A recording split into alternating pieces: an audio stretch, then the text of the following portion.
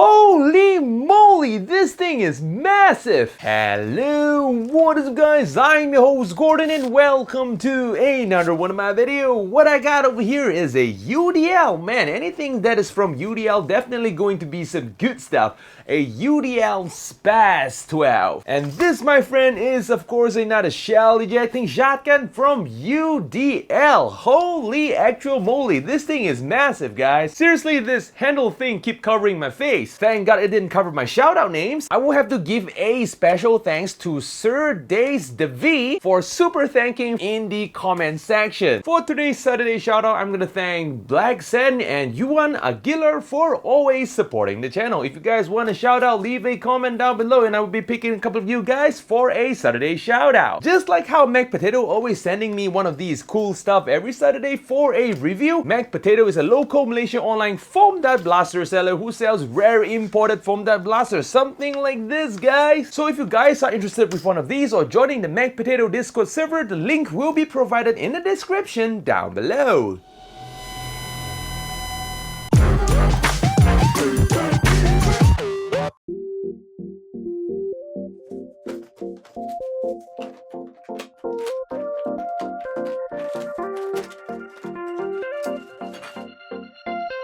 In the box, we got the blaster itself, a buttstock, 6 shells, a carry handle, a bag of hardware, a screwdriver, 20 darts, a pair of gloves, safety goggle, and a manual. To install the buttstock, first unfold the buttstock, align the buttstock with the blaster, and push it in place. Next, push in the included plastic cover. Push in the screw and screw it tight, and screw in the charging handle. To install the carrying handle, press the spring-loaded metal ball and fold the buttstock up. Align the carrying handle with the buttstock and push it in and twist it in place. The blaster comes with these kind of shells, which is the same shell with the XM1014, and it also comes with these shortened darts. This is how you put the darts into the shells, and this is how you load the shells into the blaster. The maximum capacity of this blaster is 7 shells, 6 in the storing tube and 1 in the bridge. Oh, by the way, the mode switching button on the pump grip is actually fake. And this is how the blaster looks like with everything installed.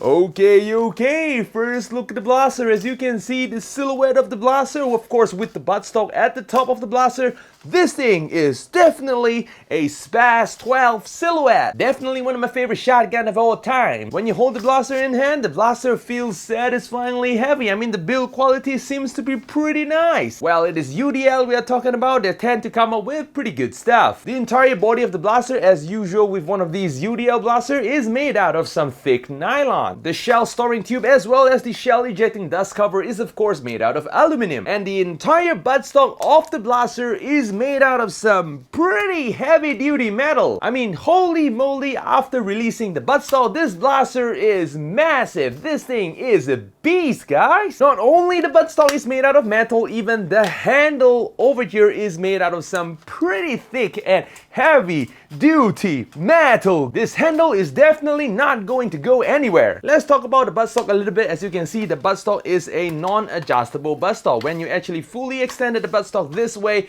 which means that you are pretty much stuck in this very long form. But overall, other than being massive, shouldering the buttstock is actually pretty comfortable. I mean, to be honest, if you want to aim with the blaster, this is the way to go. Because when the buttstock is on top of the blaster, I don't think you can aim with the blaster. Because as you can see, the buttstock is of course obstructing your iron sight. Unless if you try to aim like the gangster way. The folding mechanism of the buttstock is pretty simple. When the buttstock is folded, it's actually being held by a metal holder or a metal fastener. So when you actually land the buttstock on the blaster, you will have to push in the metal fastener so that it will fasten on the blaster for good. And as you can see, there is a handle on the buttstock over here where you can actually change the direction of the handle whenever you want. But I personally do not like the existence of this handle thing over here. It just makes this whole blaster looks kind of funny when there's like a giant hook on top of the blaster. So in order to remove the handle, just twist the handle a little bit and slowly wiggle it out just like so. And now it looks a lot better. Seriously guys, look at this. This is some really thick metal. And in order to open the buttstock in place, remember to press this spring-loaded ball over here and let the buttstock slide in place.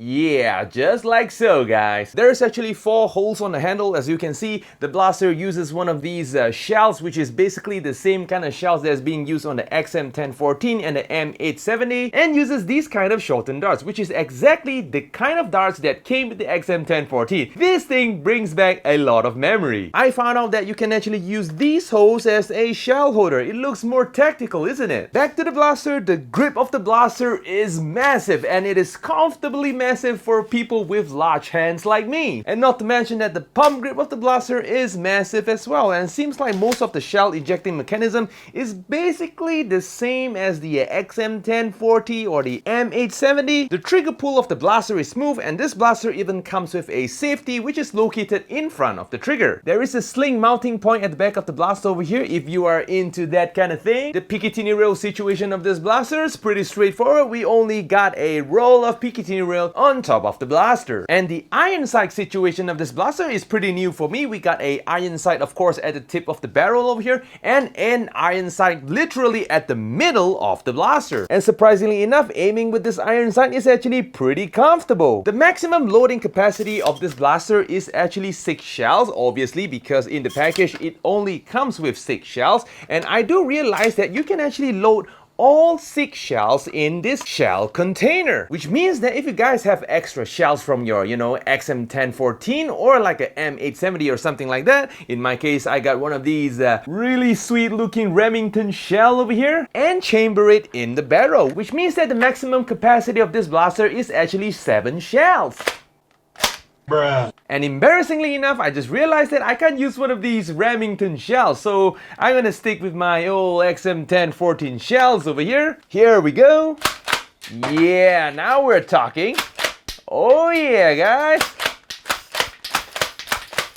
So far, the shell ejecting is pretty smooth in this blaster. So seems like this is actually a pretty straightforward shell ejecting blaster with a really intimidating look. So of course, without further ado, let us go test out the performance of the blaster and see, will the performance match the blaster's intimidating look?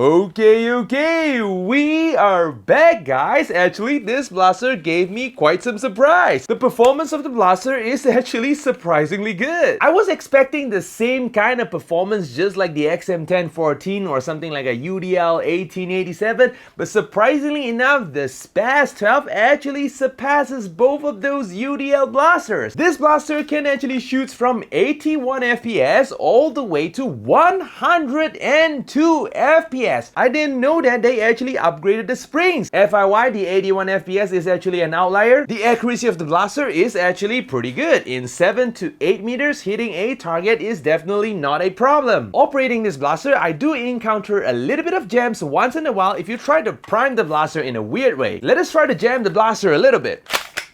Yep, just like that. If you try to prime the blaster sideways, you might encounter a jam. But if you prime the blaster the normal way, everything works just fine. Other than that, operating this blaster is actually pretty straightforward and smooth. I personally had a lot of fun with this blaster over here. And does this blaster passes the wall test? Obviously, this blaster passes the wall test with flying color. Come on, this is exactly a SPAS-12 silhouette. Is this not beautiful, guys? This is definitely a collector's item, and I never expected a collector's item to surpass 100 FPS. This is definitely new for me because most collector's items are basically low FPS blasters and it just looks good. This thing looks good and performs pretty good as well. So yep, I guess that's all of the quirks and features of this blaster. If you guys like this video, do remember to smash the like button as well as the subscribe button, and don't forget the notification bell because I will be posting video every Saturday, maybe once in a while one of those revisit videos on Wednesday. So yep, Gordon's checking out and I'm going to see you in the next video. Adios guys!